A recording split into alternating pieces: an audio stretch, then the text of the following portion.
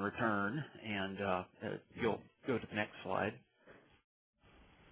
The questions show up there, and then once we've gone through that vetting, we have an opportunity to, like I said, send those agencies for about a 2-week review process. So that's really how we utilize the system. Now the next slide is really getting into the evaluation form part. We've got it's a 100-point scale. There's 8 criteria that are weighted slightly different, and it really covers is the program meeting vital community needs? How does it match with community priorities? Looking at outcomes and looking at kind of leveraging and diversity of funding streams. So there's a number of different criteria that are used. Each are weighted slightly differently. If you'll click on the next slide, there's also a place here for general comments, and we use this as another feedback area for developing observations, recommendations from the council back to the agencies once the funding recommendations have been made. So if you'll click ahead, if you look at the assigned evaluations, of course they all start off in initial, and once you go in, as that last one was, you saw that I had just filled in some random scores and saved and verified for that test agency. And then you just go through, once all of them have been verified, the submit evaluations icon is activated. Now from an administrative side, where our next slide will take us, it's the management of this is really quite easy. You go in, and at this point, the way it's set up is it's displaying only to our volunteers. Once we get the questions in and in the final form, we'll close it to the volunteers while the agencies work on their responses, and then open it back up to the volunteers for them to see the replies that have been entered. So it's nice to be able to give folks a little bit of privacy on either side. And if we can go to the next slide, this is just another way to pull that information that's been put in as a new question, and you could just really pull all of the new questions and make sure that you're getting all the information that the council wanted feedback on. So for much as Gene had discussed, if you set these up on funding stream, it makes life a lot easier when you start doing the evaluation form assignments. For many of the councils, everybody on the council reviews every proposal. We've got a very large council, our community building council, where we assign small groups. It's broken out into 3 teams, and this is a great tool where everybody has access to all the proposals, but they're only required to evaluate the ones that they're assigned to. And once all the scoring is in, we'll go to the next screen. You can then pull the agency and get program level, and that's the number of volunteers in the right-hand column differ slightly because, again, different number of folks that are reviewing each proposal.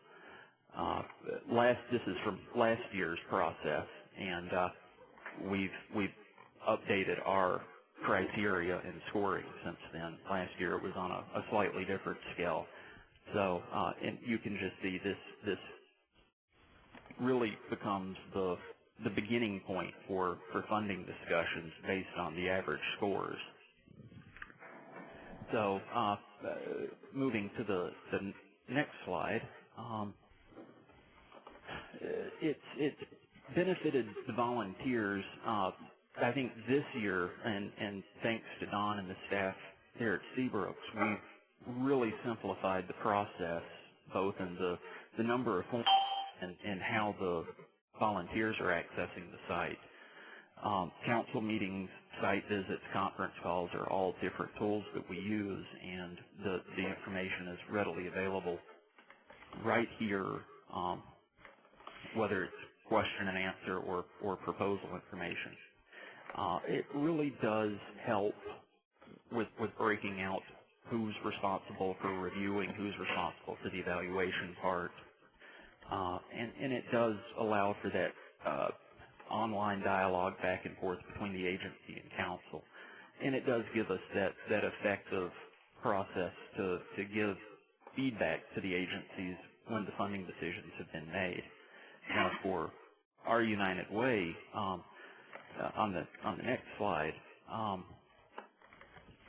it's one of the changes we've made this year is we have this one all-inclusive evaluation form that includes both the program proposal as well as the presentation that the agencies make to the council. So all of this is captured in the evaluation form, and I'll be happy to share with anybody who's interested our evaluation criteria.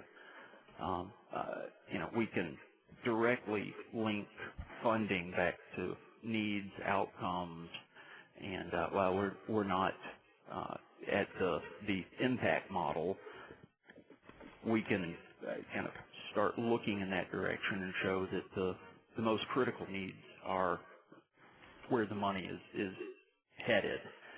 So the volunteers and agencies really like the changes we've made in the past couple of years. And we've got a really diverse area that we serve. We're spread out across a 4-county area, and we're the corporate center for Bank of America. We've got Wachovia, now Wells Fargo, based in Charlotte. We're also home to most of the race teams in NASCAR, all of which have been really devastated in the past 18 to 24 months. Our organization, the United Way of Central Carolinas, has undergone a tremendous transition over the past 24 months with bringing in a new executive director, and we're in the middle of a reinvention process. So as I had stated earlier, we're not at an impact model at this point, but that's one of the things that we're looking at. So this really does provide us access to the community data that we need. We can look at more longitudinal trends, and it does provide some standardized processes across all of our different counties. So